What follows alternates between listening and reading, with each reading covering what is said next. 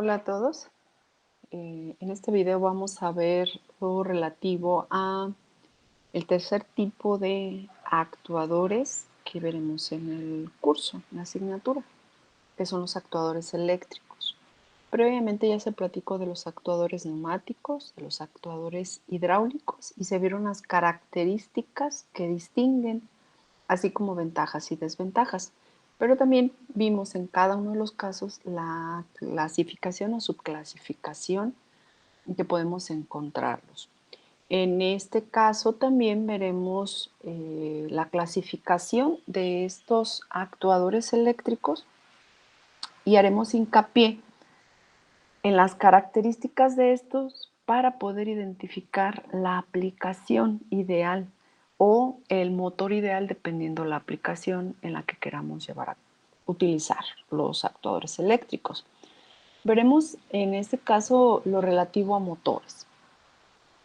Eh, Hablar del tema motores es bastante amplio porque vamos a encontrar una diversidad enorme de motores, algunos muy específicos para ciertas tareas y algunas variaciones de estos motores. Solo que nosotros para este caso nos enfocaremos en los motores de corriente continua, los motores paso a paso, de imán permanente que se clasifican a su vez en unipolares y bipolares y los servomotores como un tipo de actuador eléctrico también que entran en esta clasificación. Bien, como dice aquí, de los tres sistemas de alimentación que ya se han platicado, que sería a través de neumática, hidráulica y eléctrica, este es el que realmente se maneja mayormente. Ya que se requiere una instalación o se hace a través de una instalación muy simple, mucho más simple que los anteriores. Son más utilizados los motores de corriente continua de baja inercia y los motores paso a paso. Entre los motores de corriente continua podemos enlistar a los servomotores también, porque internamente un servomotor está constituido por un motor de corriente continua, pero muchas de las veces también se deja como un tipo más de los actuadores eléctricos. Entonces, los motores eléctricos son máquinas utilizadas para transformar energía eléctrica en mecánica, similar a lo que decíamos de los actuadores neumáticos hidráulicos, que transforman la energía neumática o a través de compresión de un gas en una energía mecánica, igual para los hidráulicos con la compresión de fluidos. Los motores son más utilizados en la industria ya que tienen muchas ventajas de aplicación. Podemos encontrar motores de bajo costo, pues desde luego que de fácil transporte, podemos moverlo de un lugar a otro. Limpieza en cuanto al uso de estos, a diferencia de los hidráulicos, que luego en ocasiones pudiera ocasionarnos derrame de los fluidos que se utilizan, que desde luego con un buen uso de ellos, pues no tendría por qué provocarse ese problema. Y sobre todo la simplicidad de la puesta en marcha, a diferencia de los neumáticos, en donde se requieren compresores enormes para poder hacer funcionar estos equipos. Se hacen a través de construcciones relativamente simples, costos reducidos, como ya se había dicho, y una adaptación a diversos tipos de carga. Todo depende del tamaño del motor y del tipo del motor del que hablemos. Podemos entonces mencionar a los de corriente continua y a los paso a paso y al servomotor. Aquí nos queda bien claro en qué momento utilizar uno de ellos. Si yo quiero una mayor velocidad, el ideal será el de corriente continua, con una fácil conexión definitivamente. ¿Sí? Y para este caso, pues estaríamos hablando probablemente de un lazo abierto, cuando se requiere un lazo abierto en donde no tengamos que estar evaluando la posición en la que se encuentra el motor o en qué ángulo está su rotor. En el caso de los de paso a paso, bueno, también nos dice que es aplicable en lazo abierto, pero una característica es que nosotros podemos controlar la posición y entonces podemos evaluar en qué posición está y si no es la correcta, podemos entonces movernos a otra. Quiere decir que este también se puede adaptar a aplicaciones de lazos cerrados.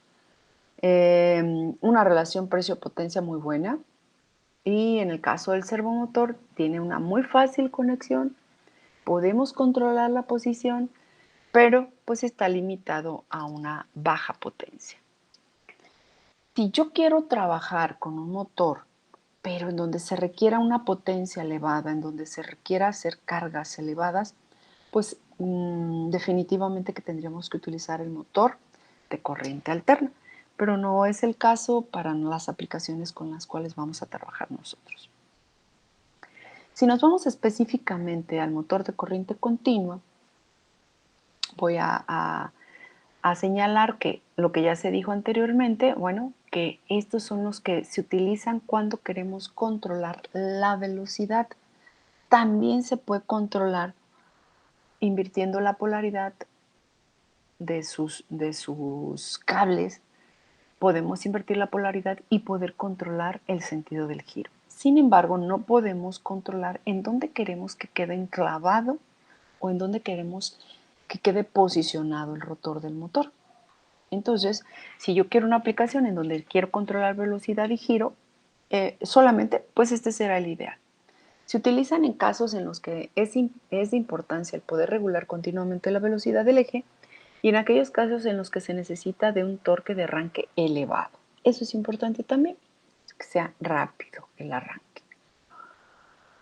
Luego, para funcionar, el motor de corriente continua directa precisa de dos circuitos, que sería el circuito de campo magnético y el circuito de la armadura, regularmente conocido como estator y rotor. Campo básicamente está constituido por un imán o un electroimán que permite la transformación de la energía eléctrica recibida por la armadura en una energía mecánica entregada a través del eje. La energía eléctrica que recibe el campo se consume totalmente en la resistencia externa con la cual se regula la corriente del campo magnético. ¿Qué quiere decir esto? Por parte de la energía eléctrica recibida por el circuito del campo es transformada en energía mecánica. Este campo magnético actúa como una especie de catalizador o inductor que permite la transformación de energía en la armadura o del inducido. Más adelante identificaremos cada uno de ellos.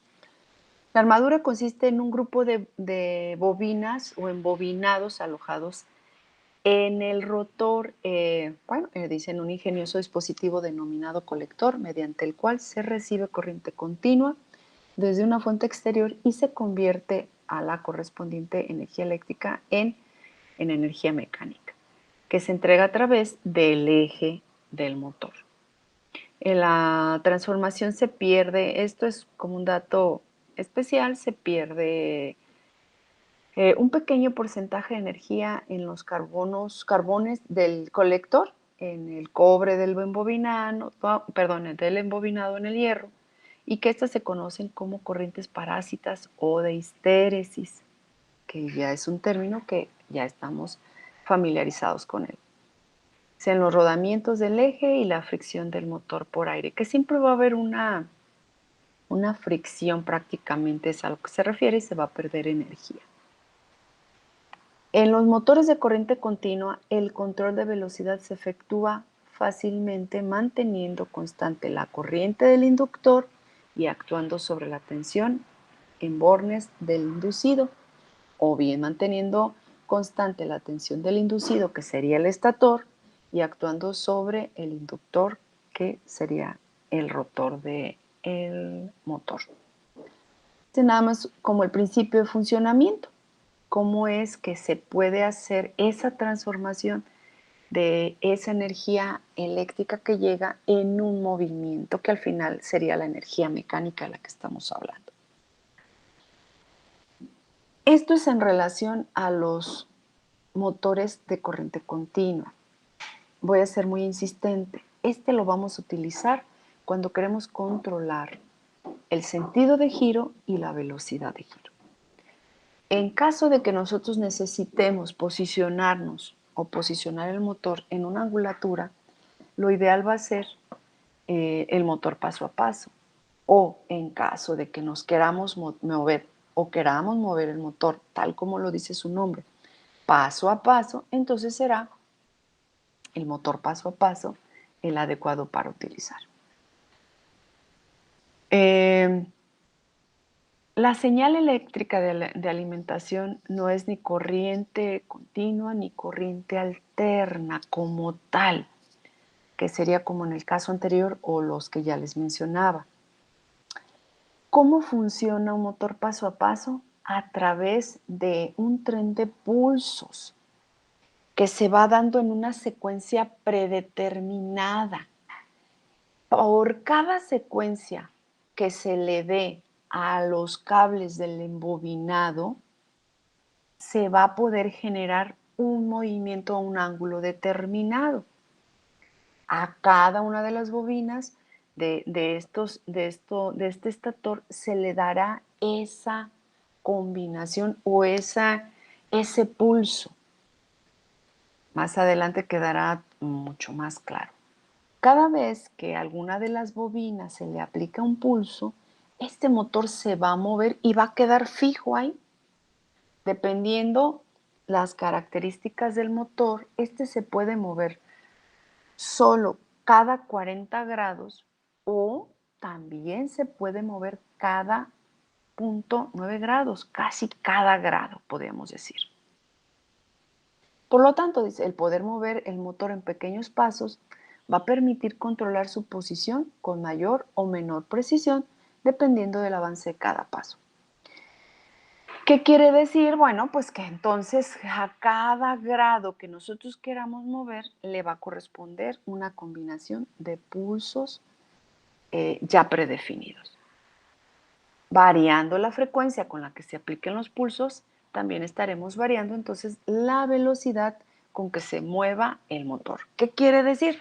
Si yo mantengo esa combinación o cada combinación la estoy generando, cada una de esas posibles combinaciones la estoy generando o se le está enviando ese pulso, pues entonces nosotros vamos a ver que se mueve el motor o el rotor del motor. Si con la frecuencia con que se cambian esas combinaciones es más lenta, por así decirlo, pues el motor se va a mover más lento. Si lo hacemos más rápido, el rotor entonces se moverá con mayor velocidad. Si se invierte la secuencia de los pulsos, pues entonces veremos que el motor gira en sentido contrario. Muy fácil de entender esa parte. Internamente un motor de este tipo está compuesto por dos bobinas regularmente y estas bobinas se ubican en lo que conocemos como estator, es decir, la carcasa exterior del motor. Además del estator, este tipo de motor está compuesto por una parte móvil similar que en el de corriente continua y lo conocemos como rotor.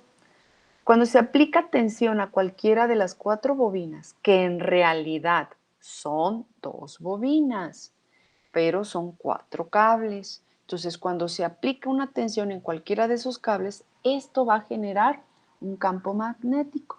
Y ante esta situación, una estría del rotor, una línea dentro del rotor, se va a alinear tal cual con este campo, desplazándose así un determinado número de grados. Y así es como podemos producir que se pueda estar moviendo paso a paso, por eso se le conoce a cada movimiento o desplazamiento como un paso. Si en esta situación se desalimenta la bobina o el cable anterior y se alimenta otra, pues entonces girará otra posición. Y en función de las veces que se repita esta secuencia, serán los mismos movimientos que gire el rotor del motor y será el número de vueltas que dé o los grados y o sentido en el que se mueva.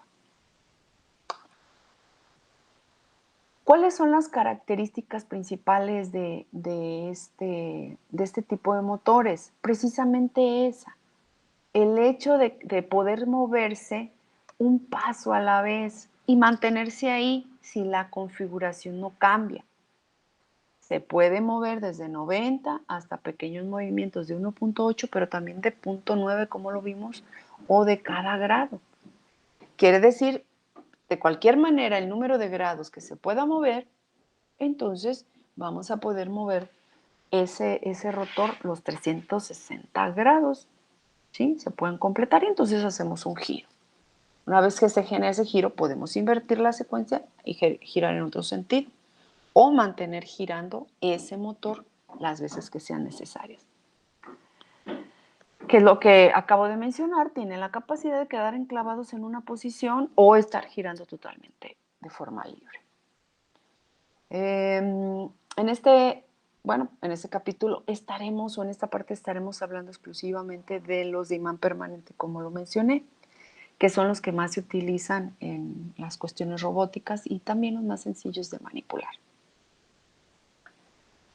Ya se había dicho, está constituido a través de un rotor sobre el que se van aplicando distintos imanes permanentes y un cierto número de bobinas excitadoras en su estator. Aquí podemos observar el embobinado y bueno, pues esto sería la parte del rotor.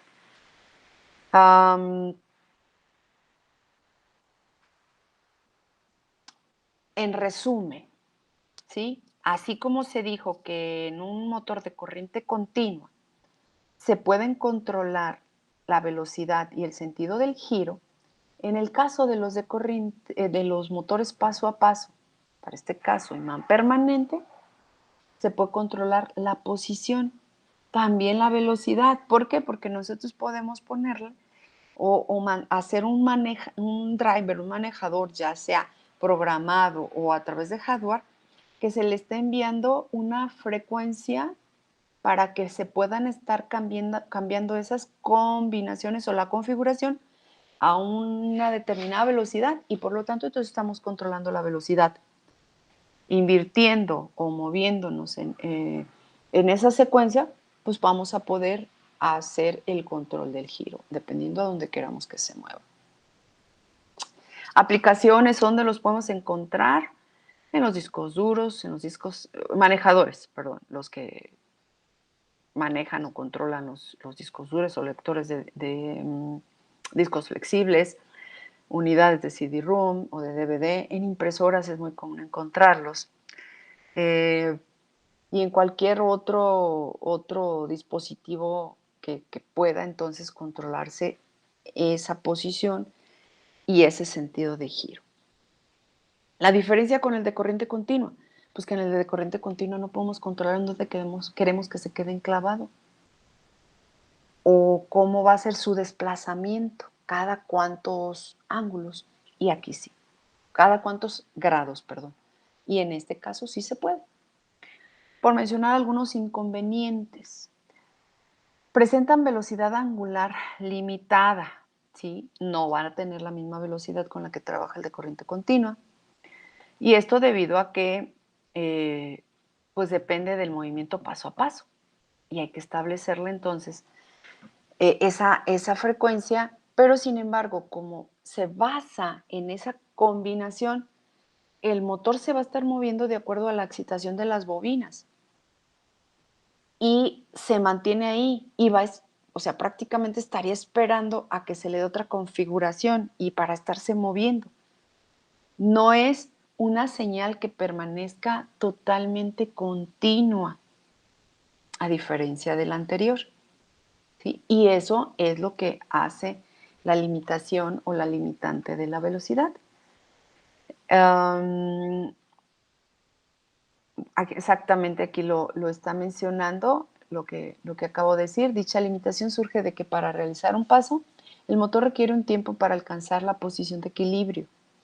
Si dicho tiempo no se respeta, entonces que regularmente ocurre muchas de las veces, el motor no puede encontrar nunca esa posición de equilibrio y perdería el control sobre él. Y pudiera estar moviéndose en vaivén o simplemente en un sentido erróneo o muchas de las veces ni siquiera moverse. Y en estos es donde debemos de tener mucho cuidado, sobre todo en el caso de los bipolares. que más adelante vamos a ver por qué. Bueno, aquí habla justamente de los tipos de motores en general, de acuerdo a cómo están constituidos. Se pueden distinguir tres tipos desde el punto de vista de su constitución: los de reluctancia variable, los de imán permanente y los híbridos. En los de reluctancia variable, su rotor está fabricado por un cilindro de hierro dentado y el estator está formado por bobinas, igual que en la mayoría. Este tipo de motor trabaja a mayor velocidad que los de imán permanente. Sin embargo, los motores de imán permanente, su rotor es un imán que posee unas ranuras en toda la longitud y el estator está formado por una serie de bobinas enrolladas alrededor de un núcleo o polo, similar al anterior. Y bueno, pues será en estos en los que nos centraremos precisamente por la sencillez de su manejo. Y por último están los híbridos que combinan a los dos anteriores y pues desde luego tiene un mayor rendimiento y una muy buena velocidad. Regularmente sí los encontramos, aunque algunos están más sencillitos y menos robustos. Los comerciales, los que nos venden en las tiendas, los podemos encontrar de forma más sencilla. Entonces, los de imán permanente pueden ser bipolares o unipolares. En el caso de los bipolares, los podemos identificar físicamente porque vamos a encontrar que al exterior solo salen cuatro cables que son o que provienen de las dos bobinas que contienen en su interior. Y dependiendo cómo le llegue la corriente positiva o negativa en cada cablecito, vamos a poder generar un determinado movimiento. En el caso del unipolar, lo vamos a identificar ya sea por 6 cables que salen a su exterior o por 5. Cuando son 5, es porque internamente este cable común está puenteado, de tal manera que nada más van a salir 5 cables. Ahí es importante identificar cuál sería el cable común, que siempre lo vamos a conectar a tierra. Y posteriormente podemos energizar más bien los cables que salen de esas bobinas, que es A, B, C y D. En ese sentido, para que de acuerdo a la combinación de cómo se energizan, vamos a poder provocar el movimiento. La diferencia radica en que aquí podemos o debemos invertir el sentido de la corriente para poder verlos funcionar. Y en el caso del unipolar, lo que vamos a controlar es a dónde mandamos el voltaje.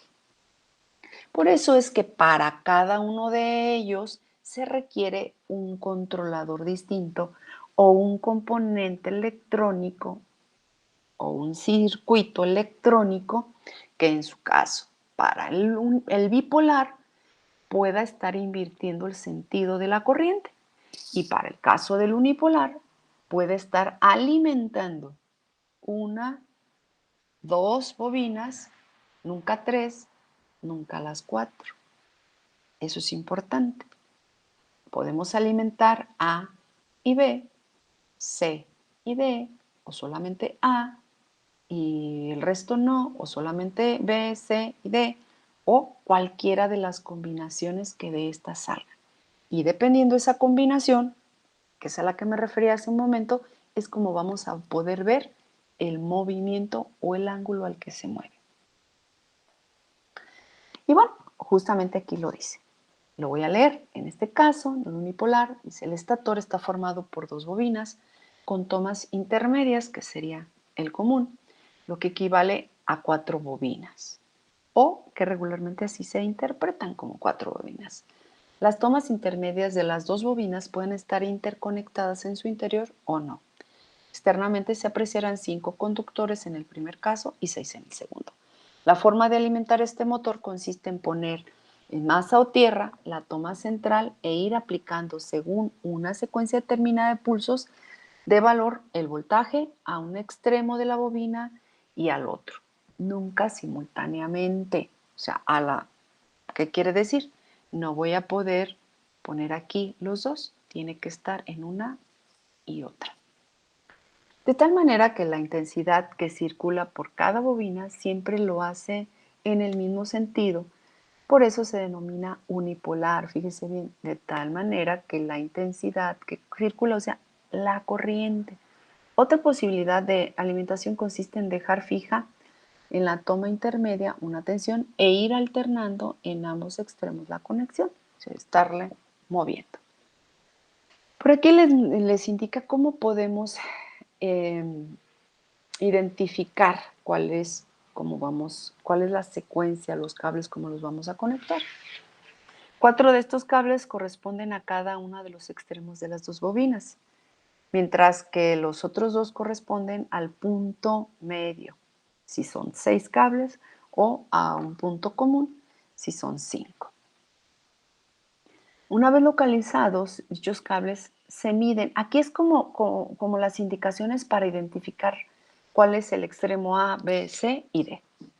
Se los voy a platicar, pero igual en este caso no es tan relevante. Ahora sí que ya hasta que se hace la práctica y de forma física sobre todo.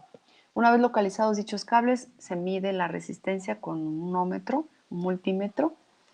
De esta forma localizamos las dos bobinas, o sea, los 3 cables cuya resistencia entre sí sean distintas al infinito, y esta corresponde a una bobina.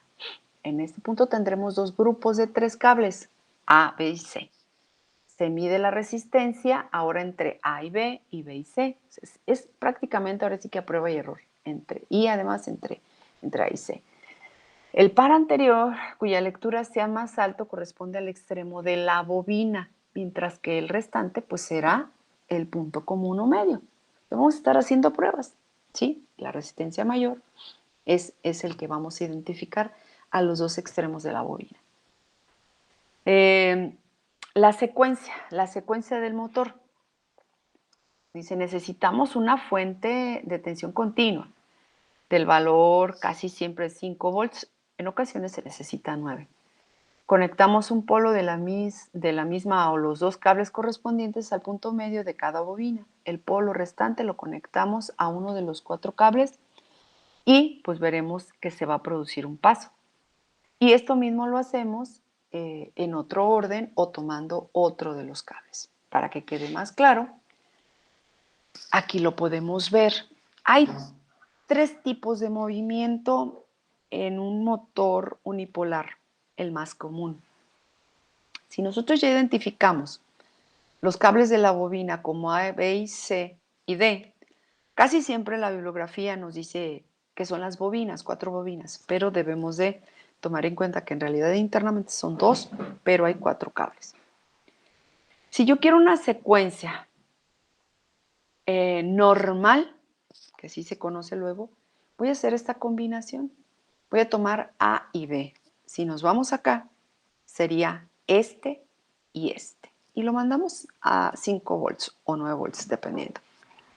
Y C y D lo pongo en 0. ¿Sí? O puedo tomar C y D. O puedo tomar C y B. O puedo tomar D y A. Pero las otras 2 los debo de poner en 0 volts. ¿Qué es lo que nos indica aquí? Pongo A y B, B y C, C y D o D y A. Y los demás en 0. Fíjense que están 2 extremos, ¿sí? Y esta es la secuencia normal. La segunda secuencia es el wave drive, ¿sí? Aquí, ¿qué es lo que lo distingue? Que solamente se alimenta un cable y los demás se ponen en 0. Ojo, el punto medio tiene que estar en tierra, o conocido como masa. Y con los que jugamos son con los 4 cablecitos. Sin embargo, si yo quiero una mayor resolución o precisión, puedo combinarlos. Este orden en realidad es como para verlo consecutivo, pero depende. Si yo necesito que en algún determinado tiempo el motor se mueva a un ángulo, pues veré entonces a qué combinación le corresponde. Y le ponemos esa configuración y se enclavará en ese punto. Puedo combinarlas entonces y comenzar en este paso. Y este se le conoce medio paso porque se va a ir moviendo en 45 grados, a diferencia de la secuencia 1 y 2, que se mueven a 90 grados. ¿Cuál es la diferencia? El ángulo en el que se mueven. Y aquí lo observamos. Si movemos o si energizamos A y C, que sería este caso, ¿dónde está? ¿Dónde está? Bueno, que también se puede hacer, dependiendo cómo configuremos. De hecho, acá está configurada en el orden A, B y C. Entonces, si yo tomo A y C, o dos de ellas, de dos bobinas, ¿a dónde se está moviendo? Fíjense, comienza con 45. Esto es bien importante porque en la práctica lo van a hacer. El ángulo en el que posiciona es 45.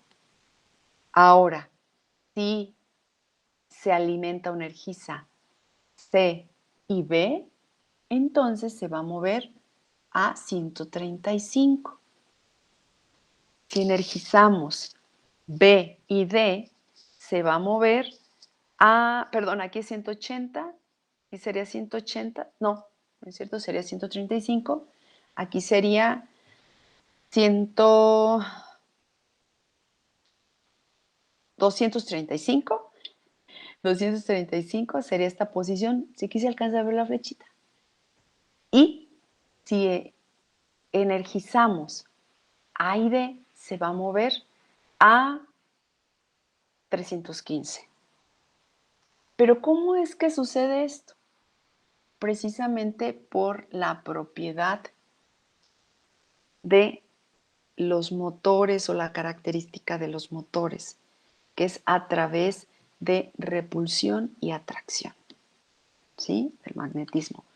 Me voy a saltar a la siguiente y esto lo explicaremos con más detalle en la siguiente clase. Aquí podemos encontrar los movimientos que se generan a través de esta tablita, esta secuencia, ¿sí? Están aquí ya incluidas los 4 movimientos. Si se fijan aquí 45, si me voy hacia acá son 90, si me voy hacia acá es 135, si me voy hacia acá es 270, si me vengo hacia acá son los, alcanzo a ver la flechita, 90 y 135, y aquí sería el de, no, este es 300, 135, este sería 100, no, me equivoqué, 135 y aquí sería a esta angulatura, ¿sí? Aquí serían los 180, acá sería, ya dijimos, 270, aquí serían 315 y 360. Si se fijan, aquí son 2, 1, 2, 1, 2, 1, 2, 1. Se va a ver con mayor detenimiento este punto. Pero, ¿qué es lo que quiero que se entienda ahorita? Es cómo que podemos generar el movimiento. Si yo me voy sobre esta secuencia, estaría viendo que el giro se iría en contra de las manecillas del reloj. Sencillo, yo quiero que comience aquí, me voy en esta secuencia, ¿sí? Para que se vaya en el mismo sentido que las manecillas del reloj. Entonces, ¿qué es lo importante aquí? Que veamos a qué se refiere con esa configuración de pulsos. Este paso se explicará mucho mejor cuando se vean las prácticas de esta unidad. Para pasarme a hablar de la parte teórica del bipolar, que ya se comentó. Este está más sencillo porque tiene menos elementos internamente, ya que lo único que se busca aquí o que se debe de hacer es controlar el sentido de la corriente. ¿En qué sentido? ¿Positivo o negativo? Dependiendo en el sentido en que circule, va a ser el movimiento que se genere, el tipo de giro también. Aquí lo vemos. Y lo vemos más, menos, se hizo el primer paso. Menos, más, menos, se hizo el siguiente paso. ¿Por qué? por la atracción nuevamente. Sur trae norte y entonces hace que se mueva. Nuevamente es el principio de tracción-repulsión.